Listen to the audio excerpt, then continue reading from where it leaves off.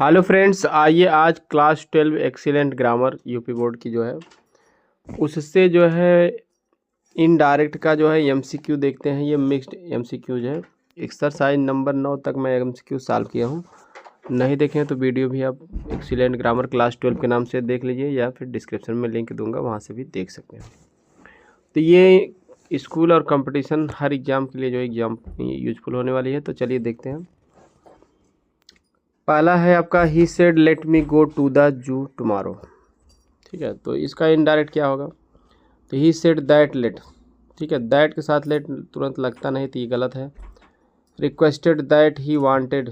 ठीक है, तो ये भी गलत है क्योंकि रिक्वेस्ट तो लेट मी से प्रकट होता है, लेकिन तब दैट अगर लगेगा तो सब्जेक्ट के बाद माइट बी अलाउड टू लगता है। तो इसमें माइट बी अलाउड टू नहीं है, वांटेड आ गया, तो जबकि वांटेड इसमें नहीं है, तो ये भी गलत हो गया।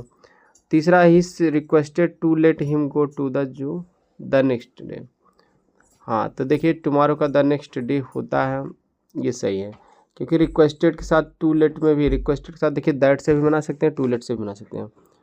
तो टू कंजक्शन लगा देंगे तो लेट को लेट ही रहने देंगे, और दैट लगाएंगे तो दैट के बाद फिर सब्जेक्ट फिर वर्ब लिखेंगे, और वर्ब में माइट बी अलाउड टू का प्रयोग करेंगे। तो दैट से बनाया नहीं है, टू से टू लेट हो गया। मी का जो है हिम के अनुसार him, go to the zoo tomorrow का द नेक्स्ट डे एकदम सही है वाक्य। अगला गलत है, कैसे गलत है वो भी देखिए। रिक्वेस्टेड टू लेट, यहाँ हिम बी अलाउड नहीं रहेगा, हिम का हिम लेट हटेगा, दैट लगता है यहाँ, तब अलाउड लगता है बी अलाउड, तो वो भी माइट बी अलाउड लगता है। ठीक है, तो ये गलत ही है, तो सी ऑप्शन आपका 100% करेक्ट है। अगला है Pramod said to me let us wait for our friends. तो लेटस वाले वाक्य को प्रपोज्ड स्टेट से बनाते हैं। तो प्रमोद प्रपोज्ड टू मी, हाँ ये भी सही है। दैट, अब अस को देखिए हम प्रमोद के अनुसार बदलेंगे तो वी या दे में भी बदलते हैं, तो प्रमोद के लिए ही आता है, बहुवचन उसका दे होगा। दैट दे, लेट का शुड हो जाएगा, they should wait for our का देर हो जाएगा, दे के साथ देर हो जाएगा। तो पहला वाला आपका 100% सही वाक्य है, और सभी क्यों गलत है मैं उसको बता दे रहा हूँ ताकि आप 100% बारीकी से समझ लें। रिक्वेस्टेड लेटस वाले में लगता नहीं, इसलिए गलत है। Propose to me that we should wait for their friends, अगर यहाँ वी बनाए हो सब्जेक्ट तो वी के साथ देयर नहीं लगेगा। ठीक है, तो आवर लगता है, ये भी गलत है, इसलिए ये भी गलत है। मान लीजिए अस को वी या दे में बदल सकते हो, लेकिन वी के अनुसार बदलोगे तो देयर नहीं लगेगा, तो इसलिए ये भी गलत है। Pramod propose to me that we should wait, we should be allowed, be allowed वगैरह लगता नहीं है प्रपोज्ड वाले में, तो ये सब कुछ गलत है। पहला वाला 100% करेक्ट है।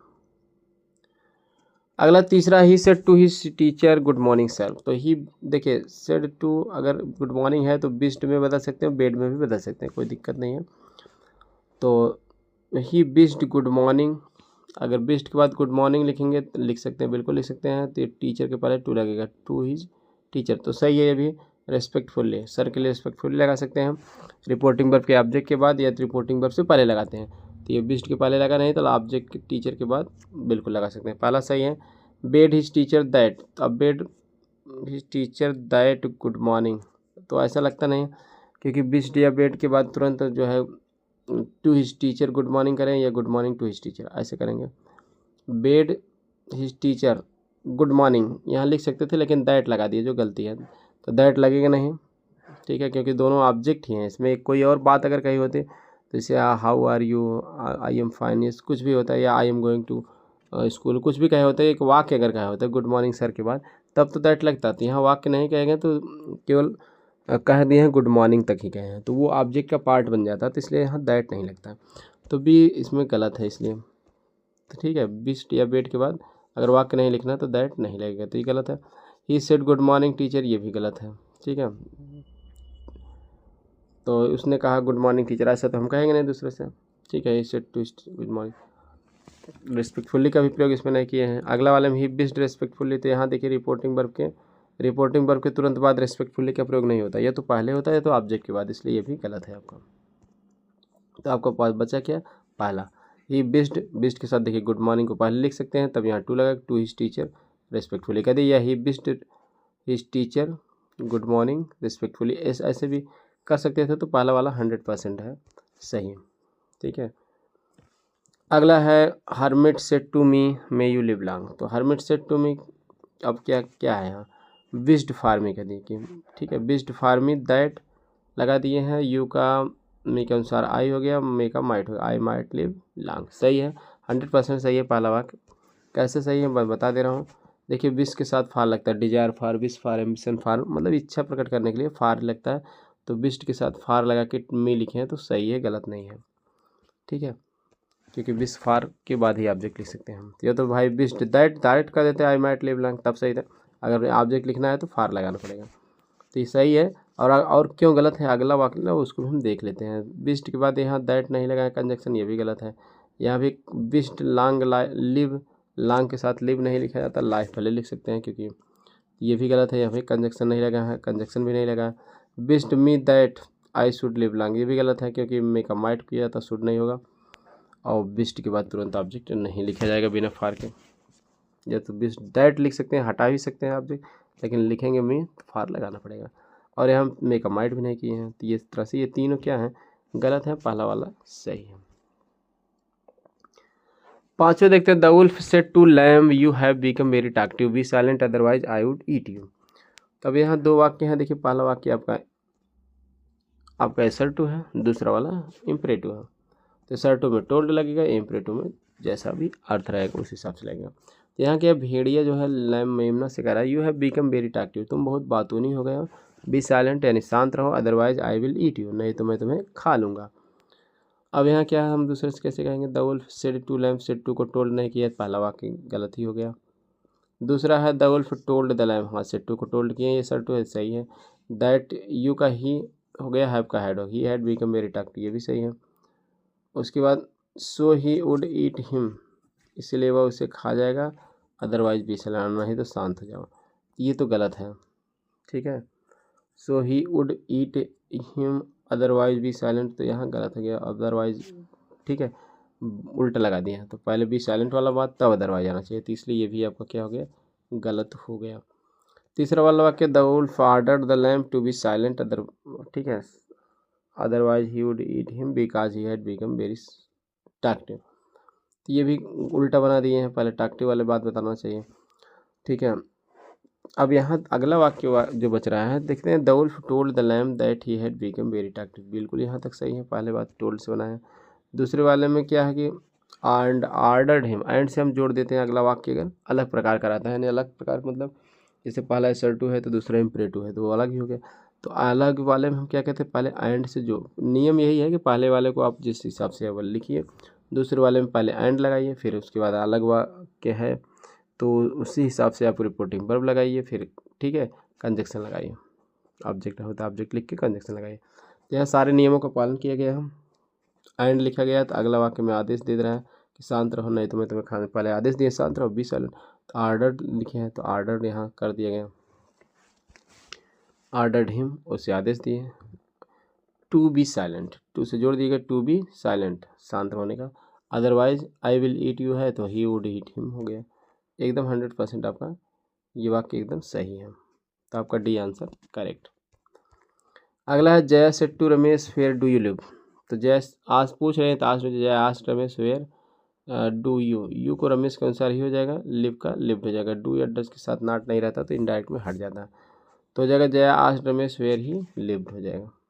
ठीक है, तो आपका पहला सेम, ठीक है, पहला वाला वेयर डिड ही, ये तो गलत है, वेयर के बाद सब्जेक्ट आना चाहिए, तो इसमें सब्जेक्ट भी है, वर्ब भी है, सेकंड फॉर्म हो गया, फर्स्ट बेनिफिट में डू हट गया, तो ये 100% दूसरा सही है बी वाला। तीसरा वाला गलत ही है, वेयर, ठीक है, हाँ नहीं सॉरी दूसरा गलत है, क्योंकि दैट लगा दिया, दैट वेयर, दैट और वेयर दोनों लगता नहीं, तो ये गलत है। तीसरा वाले में जय आज रमेश वेयर ही लिव्ड, तो वेयर माने हो गया कि कहाँ ही लिव्ड हुआ था, जय ने रमेश से पूछा कि वह कहाँ रहता था, तो दैट और वेयर दोनों लिखते हैं, तो ये सी वाला आपका सही है। और अगला वाला कैसे गलत है ये भी जानिए, वेयर के बाद ही डिड लिव ऐसा नहीं लिखा जाएगा, वेयर ही लिव्ड लिखा जाएगा। ठीक है, कंजक्शन के बाद हमेशा सब्जेक्ट और वर्ब लिखा जाएगा, तो इस तरह से आपका सी वाला ऑप्शन सही है। बाकी क्यों गलत है सब उसको भी जान लीजिए। ठीक है, तो इसमें आप जिस तरह ध्यान नहीं देंगे दैट पर तो वेयर वाला लगा देंगे, तो दैट वेयर दोनों नहीं आएंगे, केवल वेयर आएगा, तो इसलिए आपका सी सही है। सातवां, my friend said to me did you not go to your college study, ठीक है, तो पूछ रहे हैं तो आस्क्ड में हो जाएगा, माय फ्रेंड आस्क्ड में, फर्स्ट टाइप है तो इफ चलेगा, इफ यू को मी के अनुसार आए, अब यहाँ डिड नॉट है ना, तो पास्ट परफेक्ट बदलेंगे, हैड नॉट में बदला जाएगा, हैड नॉट गॉन। तो यहाँ देखिए यहाँ क्या है, past my friend asked me, मैं कह रहा है कि did I you not go to your college study, क्या तुम कल कॉलेज नहीं गए थे। तो my friend asked me if I did not, तो ये तो उसी टेंस में कह देंगे go to my college the previous day, उसी टेंस में होगा नहीं। अब उसके बाद जो है my friend asked me if I went to my college, तो नॉट गो है तो वेंट भी नहीं होगा, सेकंड फॉर्म भी नहीं होगा पास्ट इंडेफिनिट में। तीसरा वाला my friend asked me whether I had gone to my college the next day, ये तो सही तो था लेकिन यहाँ स्टार्टिंग द प्रीवियस डे होता है नेक्स्ट डे करके ये भी गलत कर दिए। अगला क्या है, माई फ्रेंड आस्क्ड मी, मेरे फ्रेंड ने मुझसे पूछा if I had gone to my college the previous day, यहाँ देखिए स्टैटिक द प्रीवियस डे भी किया है, ये हैड के साथ थर्ड फॉर्म लगाएं, ये 100% आपका सही है, लेकिन देखा जाए तो इसमें भी थोड़ा सा मिस्टेक है, वो टाइपिंग मिस्टेक होगी, क्योंकि यहाँ नाट है तो यहाँ भी हैड के साथ नाट लगाना चाहिए था। तो इस तरह से ये वाक्य गलत है, इसमें नाट लगा के लिखना चाहिए था, सही आंसर लेकिन यही है।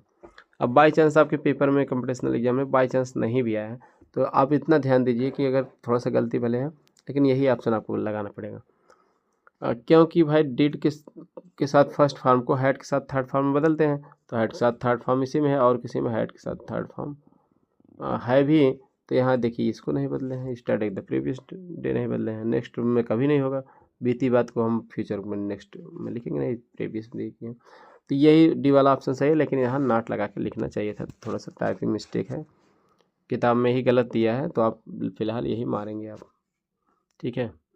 तो अगला है, क्योंकि बाकी सभी में भी कुछ ना कुछ सीधे सीधे गलती मिल रही है, तो इसमें कोई और गलती नहीं है, नाट वही भूल गया है लिखने के लिए, तो कभी कभी पेपर में भी इस तरह से गलत आ जाते हैं। तो जो सही है मतलब मेन गलती वर्ब की नहीं होनी चाहिए और निकटता सूचक शब्दों को बदला गया है, कंजक्शन वगैरह सही है, सब सही है, तो वो माइनर मिस्टेक है, तो इसलिए हम ऑप्शन यही लगाएंगे, सबके हिसाब से बेटर ऑप्शन यही है, क्योंकि सब में कुछ ना कुछ गलतियाँ हैं। The doctor said to the patient don't take heavy diet in the night, तो यहाँ सलाह दे रहे हैं, the doctor advise the patient don't का या डू नॉट को नॉट टू बताया, not to take heavy diet in the night, ये सही है वाक्य, पहला ही गलत नहीं है। तो और भी देख लेते हैं क्यों गलत है, देखिए यहाँ फॉरवर्ड के साथ नॉट टू नहीं लगता, ये गलत हो गया, टोल्ड तो लगेगा नहीं, सलाह दे रहे हैं तो ये भी गलत हो गया, advise the patient that, advise के साथ दैट नहीं लगता, तो इस तरह से तीनों गलत ही हैं, तो बच्चा क्या पहला ही सही है, ठीक है। नवा वाक्य है, Garima said to me do you know how to paint this picture, तो Garima said to me asked हो जाएगा, गरिमा आस्क्ड मी या इंक्वायर्ड ऑफ में बताते हैं, inquired of me if I did know, तो देखिए if I did know, inquired of भी लग सकता है, डिड नो नहीं होगा, अब डू हटेगा, डू या के साथ नॉट नहीं रहता तो सेकंड फॉर्म हो जाएगा पास्ट में, क्योंकि डिड नो नहीं होके आई न्यू हो जाएगा, तो इसमें देखिए इसके बाद वाले में Garima asked me if I knew, यहाँ किए हैं सही, हाउ टू पेंट दिस का दैट पिक्चर, तो दूसरा वाला वाक्य आपका सही है। और बाकी हम देख लेते हैं कैसे गलत है, देखिए इसमें प्रश्न पूछा गया तो टोल्ड होगा नहीं, आदेश दिया नहीं गया तो इसलिए ऑर्डर भी नहीं होगा, तो बचा क्या बी वाला ऑप्शन सही। द लीडर सेड, 10वां है, the leader said ladies and gentleman I am thankful to you all, तो यहाँ लीडर क्या है कि भाई संबोधित करते हैं भाई ऑडियंस को, श्रोता को संबोधित करते हुए कह रहे हैं महिलाओं एवं सज्जनों, I am thankful to you all, मैं आप सभी का आभारी हूँ या एहसानमंद हूँ। तब इसका देखिए कौन सा बेटर होगा, द ऑप्शन होगा the leader said that ladies and gentleman, ये थोड़ी कहेंगे लीडर ने कहा कि ladies and gentleman he was thankful to, कि वह उन सबका आभारी था, ये गलत है, ऐसा हम नहीं कहेंगे। एड्रेसिंग से बनाते हैं संबोधन, है ना, तो देखिए एड्रेसिंग कहाँ आया है, सी वाले में आया है, बाकी सब में नहीं है। The little told the ladies and gentleman that he was thankful to them all, देखिए यहाँ क्या है कि लीडर ने महिलाओं एवं सज्जनों को बताया, ठीक है, that he was thankful to them all, कि वह उन सभी का क्या था, आभारी था। तो अब यहाँ क्या है कि इसको भी आप मतलब कि टोल्ड से भी आप बना सकते हैं, ऐसी बात नहीं है, अगर एड्रेसिंग का प्रयोग नहीं मिल रहा है तो आप टोल्ड वाला भी ऑप्शन सही मान लेते हैं, क्योंकि टोल्ड क्या है कि ऑब्जेक्ट में हम ऑब्जेक्ट मिला लेते हैं कि हाँ टोल्ड मतलब लीडर ने महिलाओं एवं सज्जनों को बताया कि वह उन सभी का क्या था, थैंकफुल था, धन्यवाद।